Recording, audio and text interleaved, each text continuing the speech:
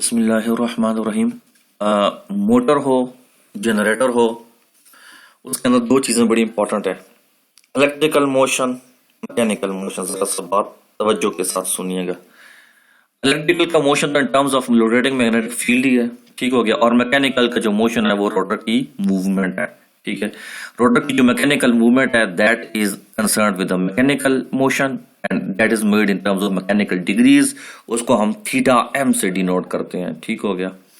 दूसरी है rotating magnetic field, और वो जो है रोटेटिंग मैग्नेटिक फील्ड का ज्योमेट्रिक एक्सिस के साथ जो एंगल बनता है दैट इज, जो कल हमने आर्मेचर रिएक्शन में डिस्कस किया है, दैट इज इलेक्ट्रिकल डिग्रीज।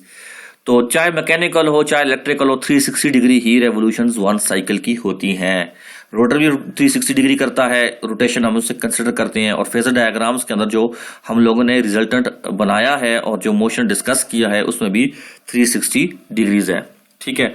लेकिन फर्क जो आता है, डिफरेंस जो आता है वो इलेक्ट्रिकल और मैकेनिकल का। Electrical can be converted to mechanical degrees and mechanical can be converted to electrical degrees. One revolution indicates 360 degree mechanical degree of the rotor as theta m, ठीक है। One cycle of EMF induced जो electrical था indicates 360 electrical degrees in stator। अब what is the relation? Theta भी लिख सकते हैं, phi E लिखा हुआ है, कोई फर्क नहीं पड़ता इससे, जैसे भी हो हम लोग इसको थीटा ई लिखें फाई ई लिखें। चलो हम ज्यूम करते हैं ये भी थीटा ई है, let's suppose. So phi E और theta E is equal to P is the number of poles, P by 2 into mechanical degrees theta M. ये रिलेशन है बेसिकली हमारे पास इलेक्ट्रिकल को मैकेनिकल में कन्वर्ट करने के लिए। नाउ ये थीटा है, थीटा को डिफरेंशिएट करें विद रिस्पेक्ट टू टी, ठीक है। ये भी थीटा है, इसको डिफरेंशिएट करें विद रिस्पेक्ट टू टी। सो हमने देखा था स्पीड को डिफरेंशिएट करो तो वेलोसिटी बनता था, वेलोसिटी को डिफरेंशिएट करो तो एक्सेलरेशन बनता था फिजिक्स के अंदर। Same is the formula here. So that is theta. Theta convert को डिफरेंशिएट किया विद रिस्पेक्ट टू टाइम तो ओमेगा ई बन गया। Omega is the angular velocity, omega is the angular velocity of the electrical. With respect electrical है तो यहाँ पे electrical होगा P by 2 theta M by T. Mechanical है तो ये होगा omega M angular velocity of the angular velocity of the mechanical portion of the जो भी रोटर है, तो रोटर का होगा मैकेनिकल। ये मैकेनिकल डिग्री थे, ये इलेक्ट्रिकल डिग्री थे, they are converted to now angular with respect to angular. Omega is 2 pi F वो वाला जो है। लेकिन यहाँ पे चूंकि डिग्रीज हैं तो हम यहाँ पे लेंगे angular velocity electrical, angular velocity हमारा मैकेनिकल, और ये p by 2 is the number of poles. जब भी कन्वर्ट करें एंगुलर को फ्रॉम वन टू अदर, ये फार्मूला होगा, आपको p का पता होना चाहिए और एक इनमें से या इसमें से एक चीज का पता होना चाहिए। इस तरह डिग्रीज को भी कन्वर्ट करेंगे तो आप कर सकते हैं। अब जरा सा बात को हमने तवज्जो के साथ सुनना है, वो है जी हमारे पास जो सिंक्रोनस जनरेटर का बहुत इंपॉर्टेंट ऑपरेशन है, that is called as the parallel operation of the synchronous generators. Parallel operation of the synchronous generators. यहाँ पे शुरू करने से पहले बुक में भी है लेकिन यहाँ पे चीजें बड़ी सिंपल की हुई हैं तो चीज आसान हो जाएगी। एग्जाम्पल से समझाता हूँ। फॉर एग्जाम्पल हमारे पास एक बहुत बड़ा जनरेटर है, ठीक है जी। Let's suppose that it is extended in 1 एकड़। फॉर एग्जाम्पल मैं आपको समझाने के लिए बताता हूँ, 1 एकड़ के अंदर एक पूरा इतना बड़ा जनरेटर वो डिजाइन किया हुआ है। वो एक ही जनरेटर है और वो पूरे पाकिस्तान को बिजली सप्लाई कर रहा है।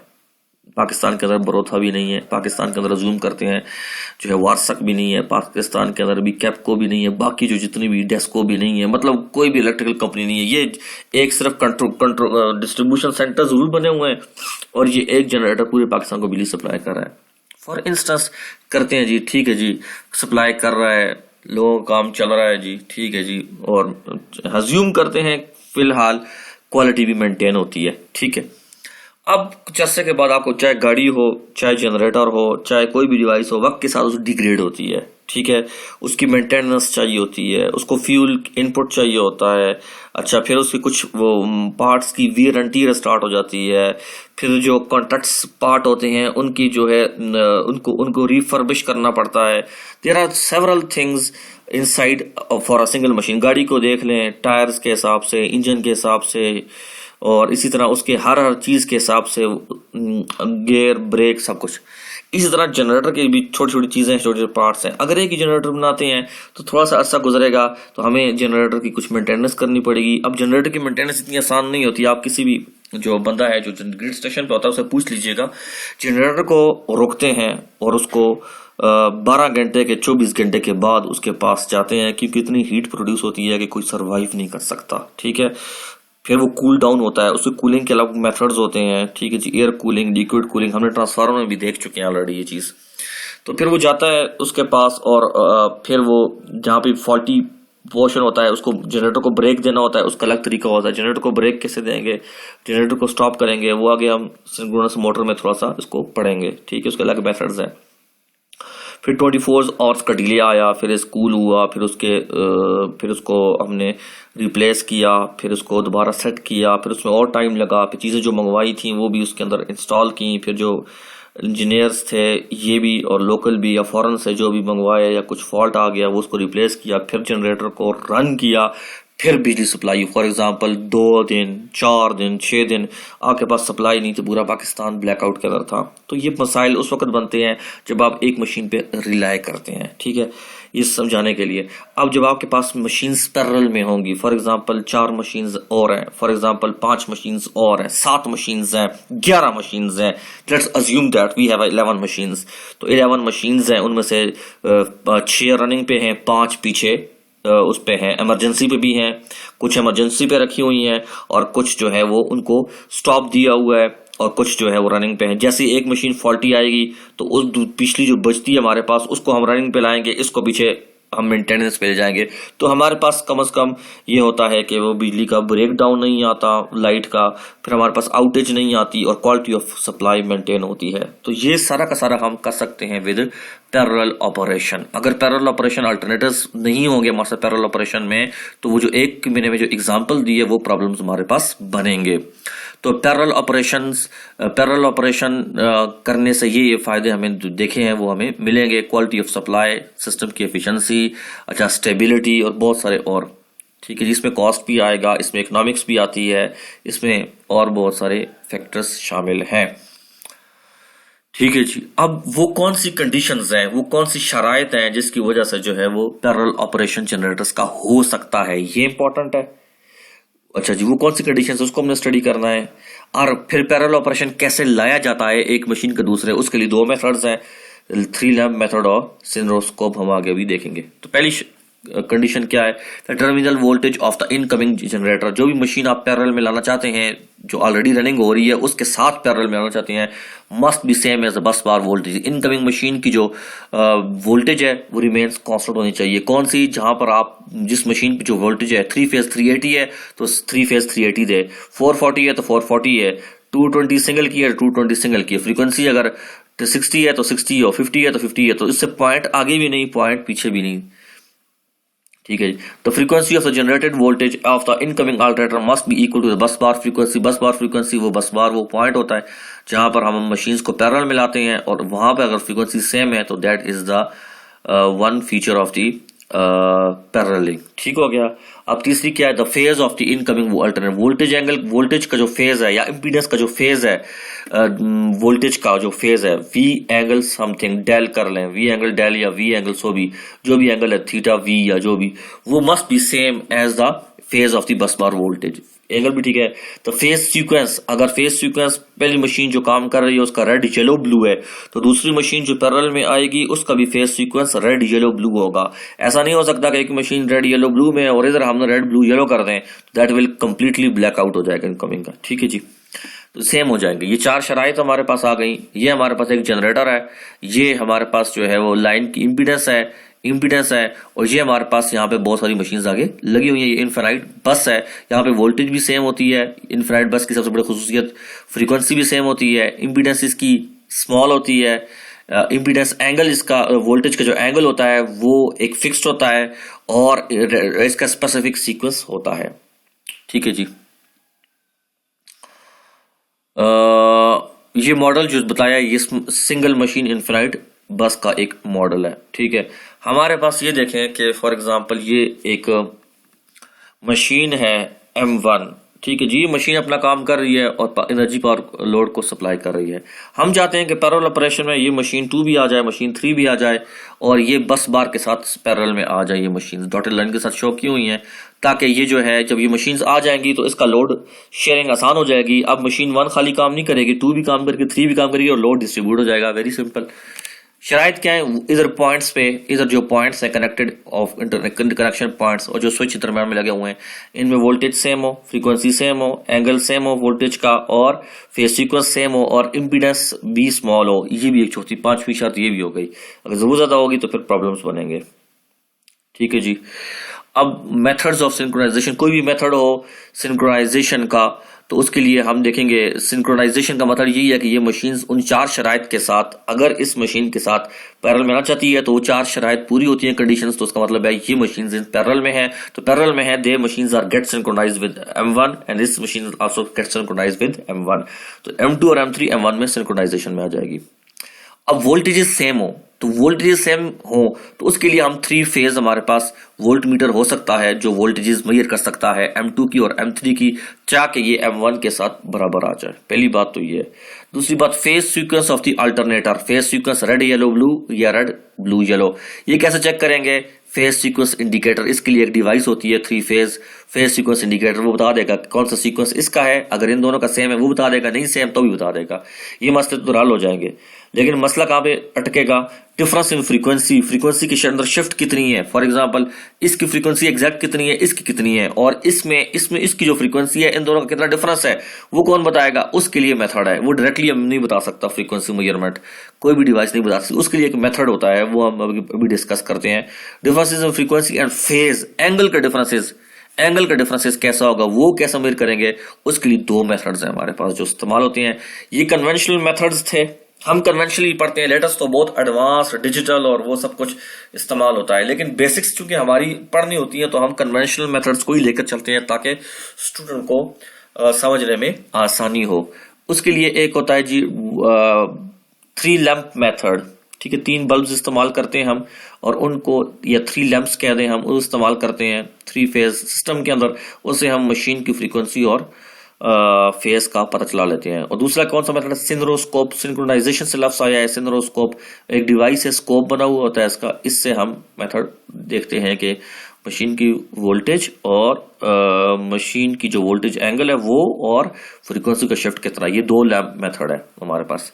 ठीक है जी, अभी हम इन 2 मेथड्स को स्टडी करते हैं 1 बाय 1 ताकि जो है वो आसान हो जाए आपका काम।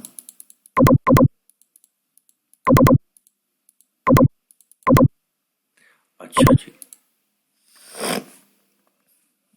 पहला जो है वो है हमारे पास 3 लैंप मेथड। कौन सा है? 3 लैंप मेथड। क्योंकि ये स्टूडेंट ने नोट्स डेवलप किए हैं तो माजरत भी करता हूँ, इसमें थोड़ी कुछ चीजें जो सही तरह सीक्वेंस में लानी चाहिए थी, लेकिन बस ऐसा ही बस काम हुआ है। इसको थोड़ा सा ठीक करेंगे इंशाल्लाह। ये 3 लैंप मेथड की वेरी सिंपल डायग्राम है। बुक वाले की जरा कंफ्यूजिंग है तो वो जरा परेशानी बन जाती है। मैं आपको समझाता हूँ।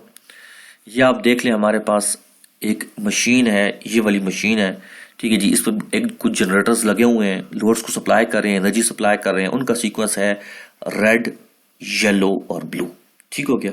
हम उसे समझने के लिए कहते हैं R1 येलो 1 B1 ब्लू 1। ठीक हो गया। अब 3 लैंप्स लगाए, 1 2 और 3। ठीक है।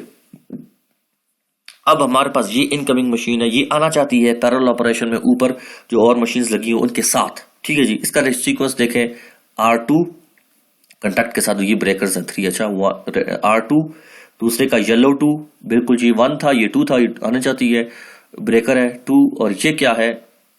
B1 के साथ B2। तो ये सीक्वेंस हमने रेड, येलो और ब्लू, ये सीक्वेंस है अब जो बाय डिफॉल्ट है।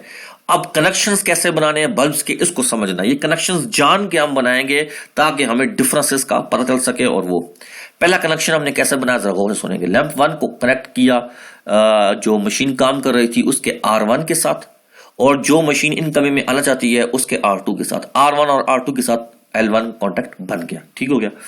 अब L2 का जो कॉन्टेक्ट है, L2 का जो कॉन्टेक्ट है हमारे पास,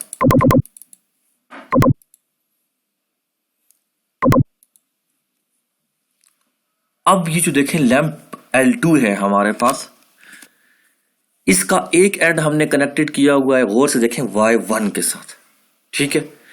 L2 का दूसरा एंड कनेक्टेड किया हुआ है हमने जाके आगे B2 के साथ, ठीक हो गया। फेज डिफरेंस आ गया ना, फेज Y1 और B2 डिफरेंस फेज आ गया, ये दोनों सेम फेज के साथ थे।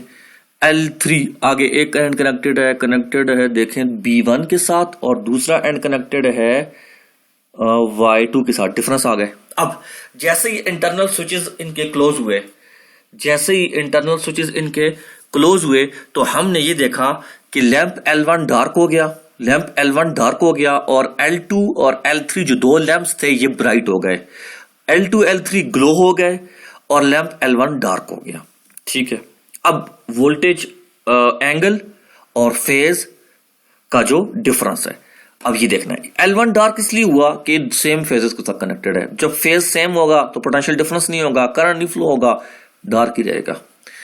L2 और L3 हमारे पास ब्राइट हो गए। क्यों ब्राइट हुए? L2 कनेक्टेड है Y1 के साथ, फिर L2 का दूसरा एंड कनेक्टेड है B2 के साथ। इसी तरह डिफरेंस ऑफ द फेज की वजह से हमारा पोटेंशियल जनरेट होगा, उस पोटेंशियल की वजह से करंट होगा, उस करंट की वजह से ब्राइट हो जाएंगे, L2 भी ब्राइट होगा, L3। तो हमें ये पता चल गया कि सेम फेजेस के साथ कनेक्शन जो है वो डार्क बन रहा है, बिल्कुल सही है। और दो कनेक्शंस के साथ, इसके साथ हमारे पास जो है वो L2 और L3 के साथ हमारे पास ब्राइट हो रहे हैं, ग्लो हो रहे हैं, ठीक है जी। फेज डिफरेंस है, कितना है, दैट्स इंपॉर्टेंट, ये देखना है।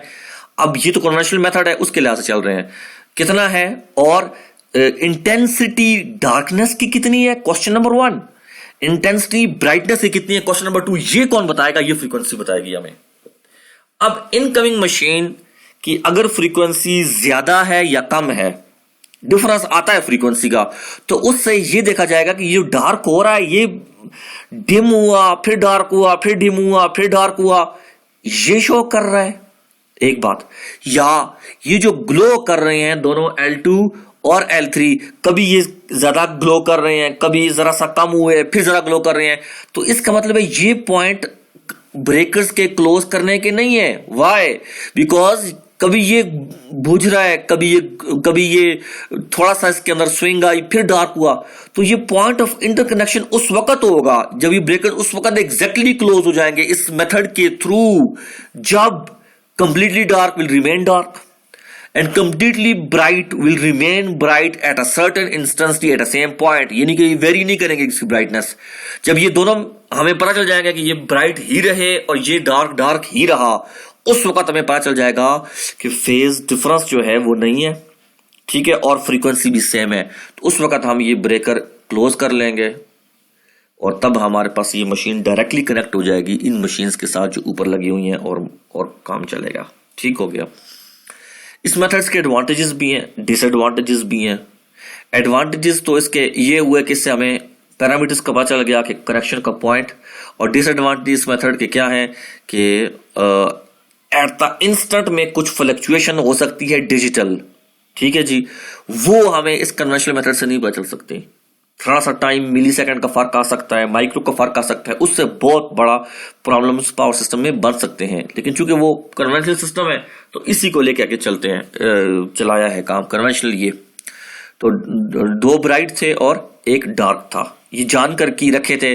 तीनों ब्राइट जानकर रखते तो फिर ज्यादा सबूत ना मिलता, तो प्रूफ हमें एक डार्क को रखने से मिला और दो ब्राइट को रखने से मिले, और इनकी इंटेंसिटी, इनकी फ्लक्चुएशन, इनकी डार्कनेस, इनकी ब्राइटनेस हमें पता चल जाएगा कि यार सेम है। अब फ्रीक्वेंसी भी और दूसरा हमारे पास वोल्टेज की फेज, इससे पता चलेगा। तो ये है 3 लैंप मेथड, ठीक है। ये सारा इसके बारे में लिखा हुआ है, मैंने आप लोगों को सिंपल समझा दिया है।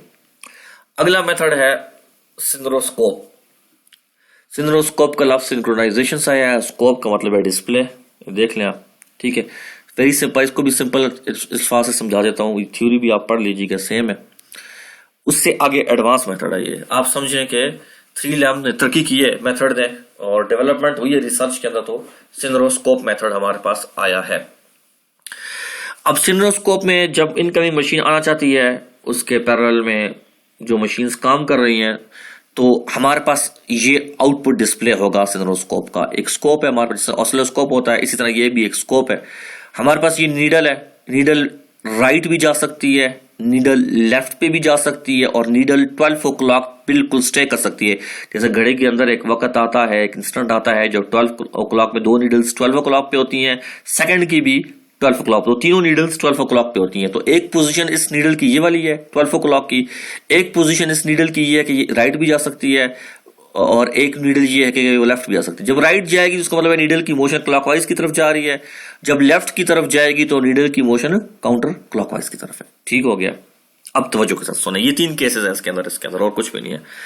केसेस कौन कौन से हैं? केस नंबर वन ये है कि नीडल मूव कर रही है राइट की तरफ, मतलब इसने यहां से मूवमेंट की नीडल ने, और यहां पे आ गई।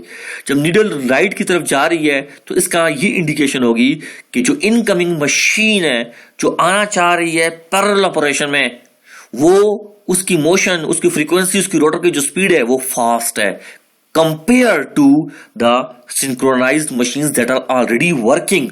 तो ये क्लॉकवाइज की तरफ नीडल जाएगी, राइट की तरफ क्लॉकवाइज की तरफ जाएगी। इसका मतलब ये है कि मशीन अभी सिंक्रोनाइजेशन में नहीं जा सकती, क्योंकि उसकी जो रोटर की स्पीड है और जो फ्रीक्वेंसी है वो फास्ट है। ठीक है, एक केस।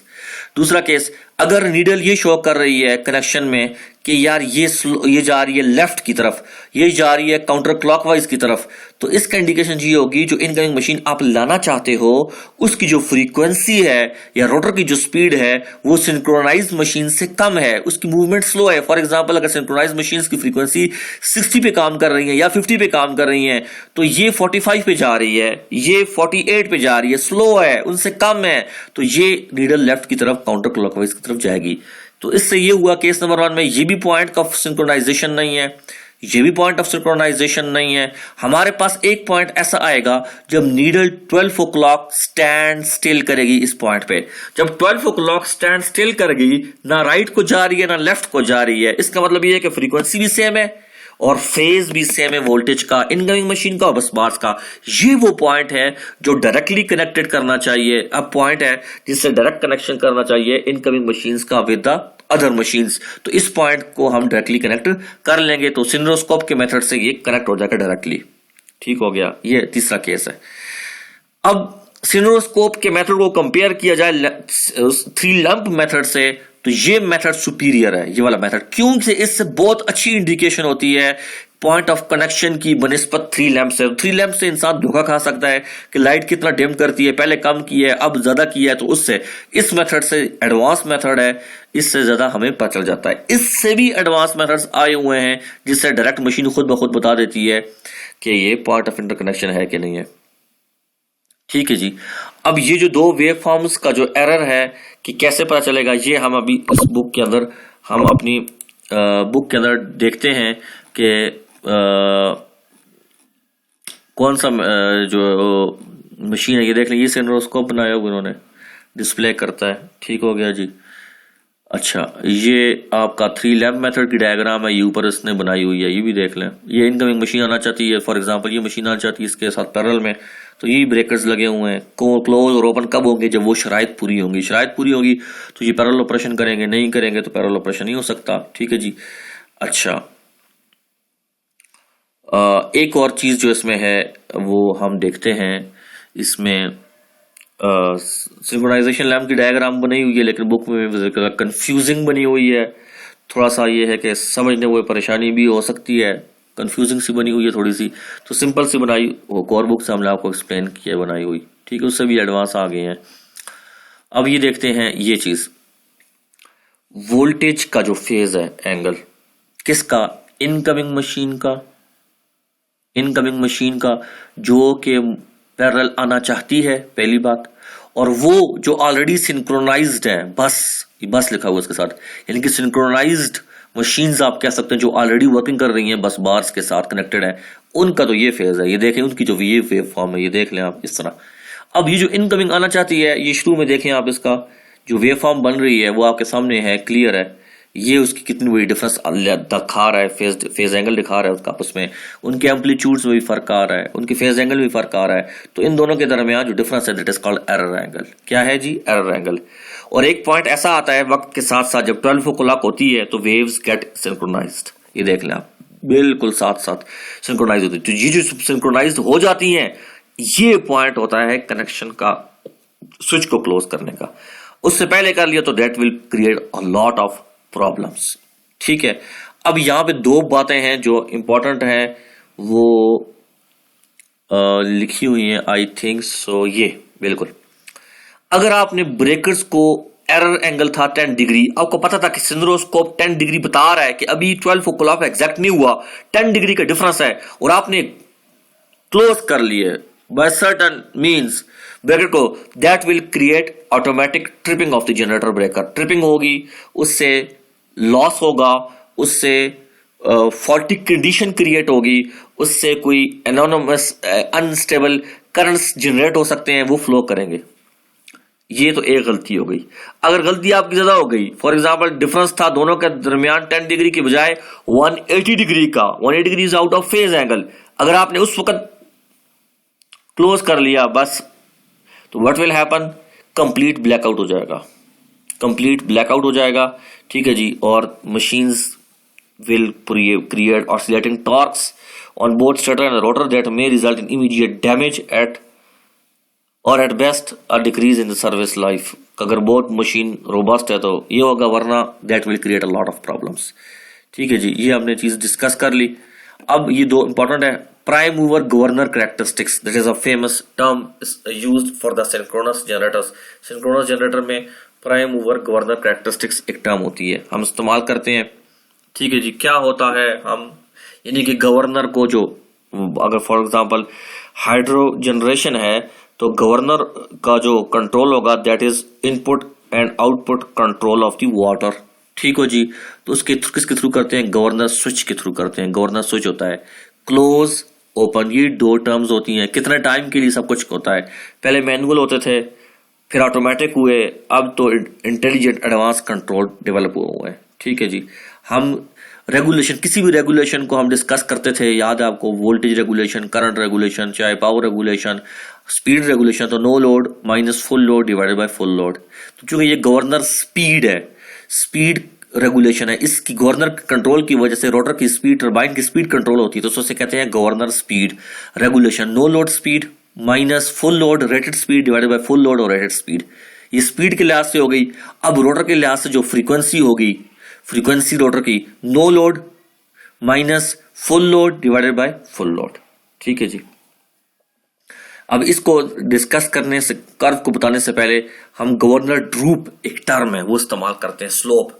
गवर्नर ड्रूप और ड्रूप रेट, ड्रूप और गवर्नर ड्रूप और droop rate is defined as the ratio, ये रेशो है, the change in the frequency to the corresponding change in the active power. लाजिमी बात है, they have a very close relation. Frequency का और power का आपस में बड़ा क्लोज रिलेशन है। मैं यहाँ पे एक बात आपको कर लूँ, ये सारी जिंदगी समझने की बात है, क्योंकि पावर के आप स्टूडेंट्स हैं तो ये बात आपको टिप्स पे पता हो कि जब भी लोड वेरी करेगा फ्रीक्वेंसी चेंज होगी। जैसी फ्रीक्वेंसी चेंज होगी पीछे रोटर की स्पीड चेंज होगी, और रोटर की स्पीड चेंज होगी तो उसके साथ हमें उसके साथ हमें उसको फ्रीक्वेंसी को नॉर्मल पे लाने के लिए हमें प्राइम मूवर से गवर्नर को कंट्रोल करना पड़ेगा। गवर्नर कंट्रोल होगा तो तो रोटर की स्पीड सेट होगी, रोटर की स्पीड सेट होगी तो फ्रीक्वेंसी सेट होगी, और उससे आगे पी एक्टिव पावर कंट्रोल होगी, और एक्टिव पावर की वजह से आगे लोड कंट्रोल होंगे। फिर लोड वेरी होगा, पी चेंज होगी, फ्रीक्वेंसी चेंज होगी, फ्रीक्वेंसी चेंज होगी तो रोटर स्पीड चेंज होगी, रोटर स्पीड चेंज हुई तो आगे पीछे साथ टरबाइन की स्पीड चेंज होगी, टरबाइन की स्पीड चेंज होगी। उसको स्टेबल लाने के लिए फिर गवर्नर को पीछे से कंट्रोल करना पड़ेगा। इसका आपस में चूली दामन का साथ है इन सारी रिलेशंस का। आगे है reactive power. Reactive power change होगी, वोल्टेज के अंदर डिप आएगी, वोल्टेज के अंदर डिप आएगी तो जिसकी वजह से जो है हमारे पास करंट का मिसमैच होगा। पीछे जाके हमें एक्साइटेशन जनरेटर की इंक्रीज और डिक्रीज करनी पड़ेगी। उसकी इंक्रीज और डिक्रीज करने से जनरेटर की जो रिएक्टिव पावर होगी Q, वो हमारे पास कंट्रोल होगी। तो इसका मतलब है एक P कंट्रोल हो गया, एक Q कंट्रोल होगा। P का ताल्लुक जनरेशन कंट्रोल से, गवर्नर कंट्रोल से है, और Q का ताल्लुक एक्साइटेशन कंट्रोल से है। इसके लिए टर्म आज का इस्तेमाल होती है, पुरानी है, मशहूर टर्म है, उसे कहते हैं ऑटोमेटिक जनरेशन कंट्रोल, एजीसी कहते हैं। उसमें एक प्राइमरी कंट्रोल होता है, एक सप्लीमेंट्री कंट्रोल होता है। आप यूं समझ लें कि एक चीज होती है उसे कहते हैं एक्टिव पावर कंट्रोल, जो कि हमारे पास प्राइम मूवर कंट्रोल होता है, और दूसरी टर्म होती है उसे कहते हैं रिएक्टिव पावर कंट्रोल। उसे वो किसके थ्रू होता है? एक्साइटेशन के कंट्रोल के थ्रू। जैसे हमने अभी सिंक्रोनस जनरेटर में पढ़ा था कि एक्साइटेशन 122 600 वोल्ट तक होती है, उसको इंक्रीज डिक्रीज करने से क्यू चेंज होगी, क्यू से वी चेंज होगी, और वी से आगे पूरा आपस में जो हमारा पास पी क्यू का मैनेजमेंट है वो सारी की सारी उससे अफेक्ट होगी। ठीक हो गया, ये थोड़ा सा बात इस उम्र में कर दी। तो गवर्नर जो ड्रूप है, इसका ड्रूप रेट जिसे कहते हैं, ड्रूप रेट जो कहते हैं, कि ये किसके तरह क्या चीज है? ये रेशो है किसका? Change in the frequency divided bye change in the power. Frequency के साथ पावर का आपस में क्या रिलेशनशिप है, इसे गवर्नर ड्रूप मेजर करता है। No load frequency minus full load frequency divided by P rated. और अगर पी के अंदर स्विंग आ गई तो लाजमी बात है ये पी पिछला कितना था, पी नया कितना है, वो भी आ सकता है। अगर नहीं आती तो चूंकि सिंक्रोनस जनरेटर की सबसे बड़ी बात यह है कि वेरिएशन की वजह से लोड वेरी करेगा भी, उसके डिफाइंड रेटिंग के अंदर भी, तब भी कांस्टेंट आउटपुट देता है। That is the difference between synchronous generator and the induction generator, कि वो तो वेरी कर जाएगा एक पॉइंट के बाद, लेकिन इसकी अगर लोड की वेरिएशन भी होती है तो ये कांस्टेंट आउटपुट देता है। So P no load frequency minus full load divided by P rated. ठीक हो गया। अगली बात यहां से पढ़ते हैं, द गवर्नर ड्रूप में be express in hertz per watt. Hertz unit frequency का ये वॉट, हर्ट्ज पर किलोवाट ज्यादा करने से, और हर्ट्ज पर megawatt as appropriate. The droop of the properly functioning governor is constant for a given droop settings. For example load defined है, generator की आउटपुट उसी लोड के साथ है, तो उसकी जो ग्रुप गवर्नर ड्रूप होगी वो कांस्टेंट होगी for given droop settings. It is independent of the no load speed settings. ठीक है जी, नो लोड स्पीड सेटिंग में डिफाइन नहीं करता, वो तो ऑलरेडी पता है नो लोड होगा ही नहीं, तो कम तब भी कांस्टेंट काम करेगा। And is unaffected by the parallel operation. Parallel operation हो तब भी जो है प्री डिफाइंड लोड सेटिंग के अंदर क्या होगा, हमारे पास गवर्नर ड्रूप क्या होगी, कांस्टेंट होगी। ठीक है, ये बात कर दी।